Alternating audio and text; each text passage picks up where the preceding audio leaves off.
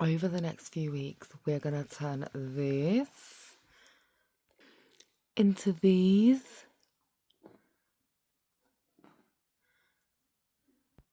into this, and by the end of this series, you could be wearing one too.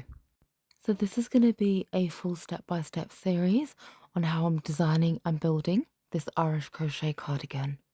We're not just going to be looking at how to make the motifs, but how to design it, the layout, how to build the panels, and how to join everything together. This is not going to be a quick project. It is a statement piece. Now, if you've never heard of Irish crochet, let me explain. Irish crochet originated in Ireland in the mid-1800s. Women began crocheting really intricate lace, using crochet as a way of earning income. Instead of just traditional bobbin lace, they used crochet hooks to create delicate floral motifs, and those were then joined by mesh. It became really popular across Europe, especially because it looked like really expensive lace, but it could be made accessibly. What I personally love about Irish crochet is its sculpture and it's dimensional. It's not flat fabric and it gives us a lot of texture. So we've got a lot of control over shaping on what we do with our garment. My inspiration for this project was this book in itself. It is a Japanese Irish crochet pattern book.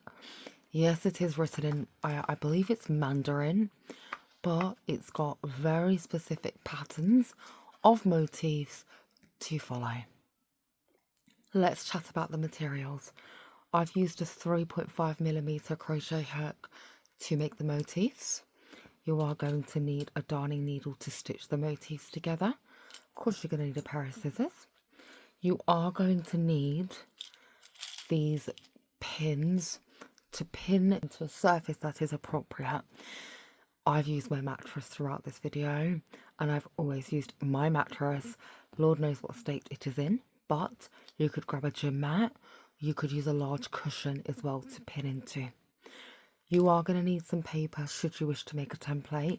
My next video shows how to make a template to work your Irish crochet panels onto. So paper, sellotape should you need them. Let's talk about the yarn that I've used.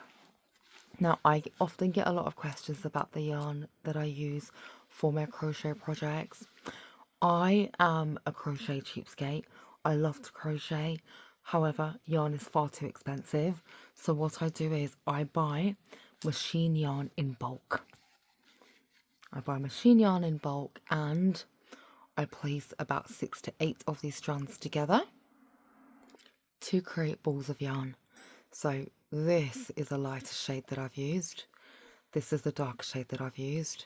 To stitch the motifs together, I'm using the darker colour yarn. I really needed this piece to pop, so I combined this and this to make a lot of the motifs. However, there are pieces where I've placed the lighter yarn in the centre.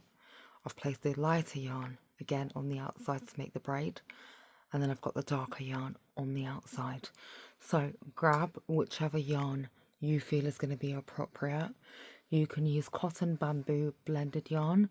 I would recommend something that is that can hold structure almost.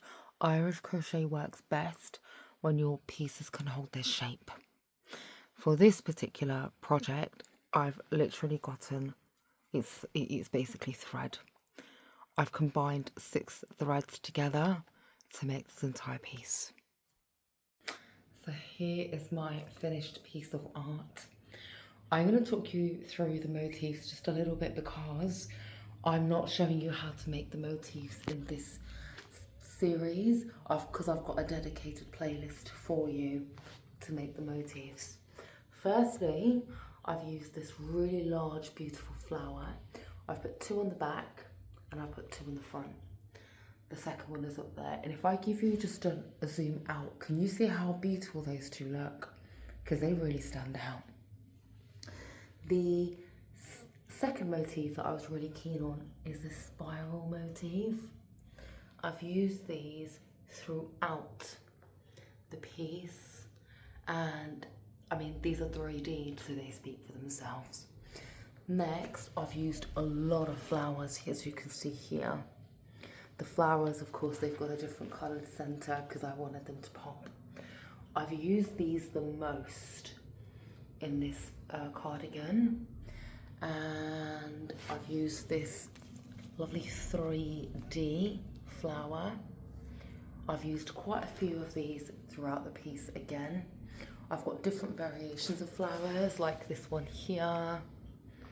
I also have this one here. And I've also got this one here. This is a 3D dimension flower. This centre bit of it is stuffed, and I'm obsessed with that. The next piece that I've really relied upon is this piece right here. Can you see this motif here? This is very, very nice for filling in gaps and spaces, and I've used this on the bottom a lot, and I've used it throughout the piece a lot as well. It just helps really balance the work together. The other piece that I really loved is the leaf. Can you see that leaf there? And the leaf I'm totally obsessed with because it makes any uneven space straight. So I've used this not too much at the front. I've used it, but not obsessively. I've used it a lot at the back. So that's what the whole fit is looking like so far. There is so much that can go wrong with such a project. This is why I've broken everything down for you over a number of videos. We're going to do the designing first, then we're going to do the back panel, the arm panel, the front panel, and then stitching everything together. We'll think about a belt, and we'll look at the final reveal. I would strongly encourage you to watch all of the videos. It won't cost you anything. It will only help you and guide you. I look forward to seeing you in the next video.